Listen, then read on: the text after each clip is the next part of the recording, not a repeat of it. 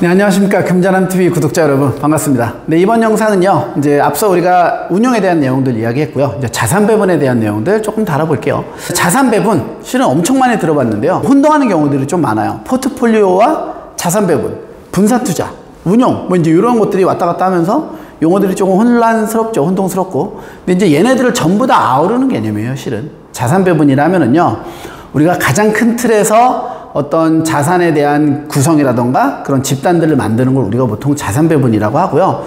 그 안에서 쓰는 것들이 뭐 포트폴리오 이론은 실은 포트폴리오라는 건 이론이지 포트폴리오 자체가 자산을 구성한다라는 개념으로 접근하진 않아요. 하지만 포트폴리오를 잘 구성한다라는 건 즉 자산 배분을 한다라는 의미와 약간 비슷하기 때문에 그래요. 자, 그럼 걔네들의 차이가 뭔지에 대해서 먼저 다뤄보도록 할게요. 자, 포트폴리오는요, 일반적으로 예를 들어 내가 이제 비닐봉투를 들고 간다고 생각을 하면 장바구니라고 생각을 해볼게요. 마트에 장을 보러 장바구니를 들고 들어가면요, 거기에 뭐 고기, 채소, 뭐 우유, 뭐 달걀, 이렇게 단백질이나 탄수화물이나 비타민이나 이런 것들에 대한 영양소가 골고루 재료들이 담기는 게 우리가 보통 포트폴리오를 짠다라고 생각을 해보면은요, 자산 배분은 요거보다는 조금 다른 개념이에요. 어떤 개념으로 접근할 수가 있냐면, 우리가 1년 동안에 섭취해야 될 영양소들을 정리해 놓고요, 그 1년 동안 섭취해야 될 영양소를 월별로 어디에 조금 집중을 해 볼지, 이렇게 보는 게 자산 배분이라고 보시면 될 것 같아요. 이해되시죠? 그래서 예를 들어 뭐 이번 달에는 단백질을 중점적으로 섭취해야 돼. 그러면 장바구니를 들고 가서 고기를 조금 더 많이 담아오는 거예요. 요게 이제 포트폴리오 정도로 보셔도 될 것 같네요. 예, 굳이 비유를 하자면. 적절한 비유일지 모르겠지만 이해하는 데는 조금 더 도움이 될 것 같아요. 자, 그럼 자산 배분이라는 건 상당히 큰 틀에서 짜는 자산의 목표라고 볼 수도 있는 건데요. 크게는 우리가 두 가지로 나누어서 이야기를 해요. 전략적 자산 배분과 전술적 자산 배분. 이렇게 두 가지를 나누어서 자산 배분이라고 우리가 정의를 내리거든요.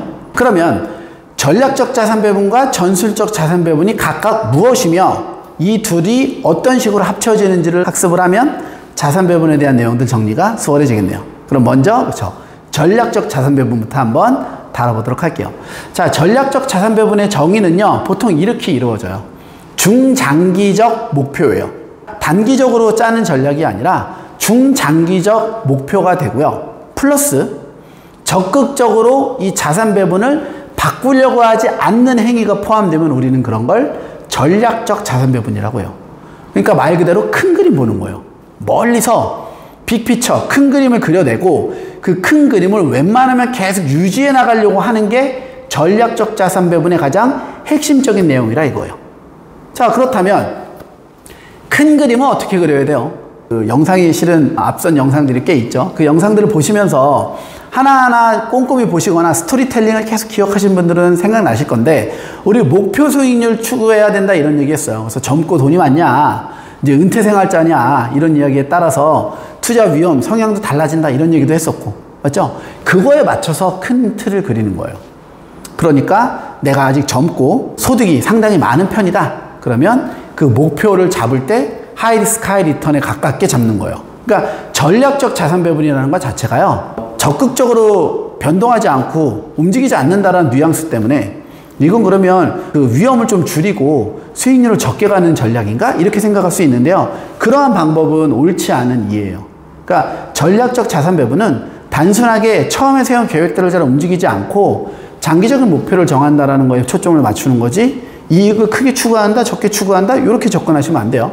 이해되시죠? 네. 그러니까 현재 나의 상황이나 성향에 따라서 리스크 앤 리턴에 대한 관계를 정립하는 거예요. 나는 수익과 수익률을 이 정도 관계까지는 잡아야 돼. 위험이 생기더라도 이 정도 수익을 보는 게 좋을 것 같고, 이때 이제 포트폴리오 이론이에요. 자산 배분의 비중은 주식, 채권, 뭐 현금, 부동산, 대안투자, 대체투자까지 포함을 해서 어떤 식으로 구성을 할지, 이러한 것들에 대한 전체적인 아웃라인을 잡는 게 전략적 자산 배분이 되겠네요. 그렇다면 전략적 자산 배분이 왜 목표를 잡으면 안 바꿀까요? 그 이유는 아직은 하지 않았는데요. 모던 포트폴리오 이론이에요. 우리가 포트폴리오를 말로만 배웠지 포트폴리오 이론에 대한 부분들을 배워본 적이 없죠. 제가 이 자산 배분이 끝나고 나면 포트폴리오 이론에 대한 이야기를 할 거거든요. 그러면 이게 앞선 이론이면 포트폴리오를 좀 먼저 해주지 왜 나중에 라는 얘기가 될 수도 있는데, 그만큼 좀 까다롭고 난해하기 때문에요. 포트폴리오와 관련된 충분한 이해가 될 수 있는 영상들을 좀 보여드리고 뒤에서 포트폴리오를 정리를 하면 조금 더 이해하기가 수월해서 그래요. 우리가 그러면 포트폴리오 이론의 맛배기, 중요한 거 한두 가지만 빼보면은요, 포트폴리오 이론에서의 가장 핵심은 뭐냐면은요, 수익과 위험을 기준으로 있는 모든 자산들 중에 가장 좋은 애들만 모은 게 포트폴리오다라는 거예요. 무슨 소리인지 전혀 이해가 안 되시죠?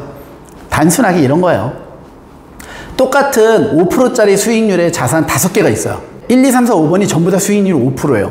그럼 이 5개 중에 뭘 고를까? 라고 생각을 했을 때, 그렇죠. 눈치가 빠르신 분들은 가장 위험을 적게 감당하는 애를 골라내는 거예요. 거꾸로 이번에 1, 2, 3, 4, 5가 전부 다 위험이 5%예요. 리스크를 5%만큼 갖고 있는데 뭘 고를까? 그렇죠. 수익률이 가장 높은 애 고르는 거예요. 뭐 3번이 10%로 가장 높으면 3번 고르는 거예요.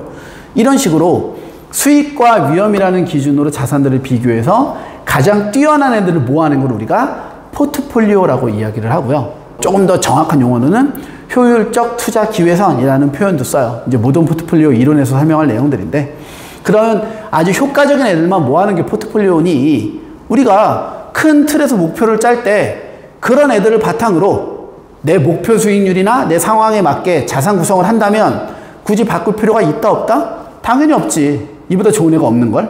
이해되시죠? 그러니까 전략적 자산 배분은 중장기적 목표에서 나의 상황에 맞게 구축을 하고 크게 바꾸려고 하지 않는다는 거예요.